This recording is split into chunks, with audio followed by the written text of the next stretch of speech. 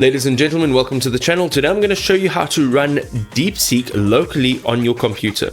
Okay, so the first thing you want to do is jump into lmstudio.ai, and as I mentioned, trying to use Ollama really is not going to work. It's a long, horrible, detailed process. lmstudio.ai.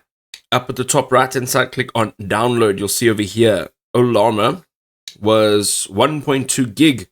And LM Studio is only 541 meg. So once you have downloaded LM Studio, you're going to go obviously into your file location in downloads and click on it and do the process of the setup wizard and download LM Studio.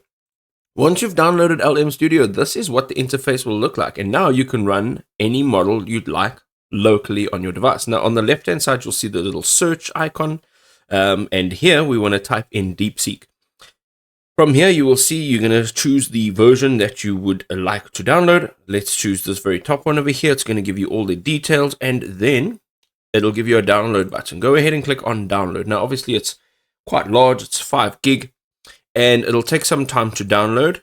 And once it's downloaded, you'll actually be able to use it right over here on this interface.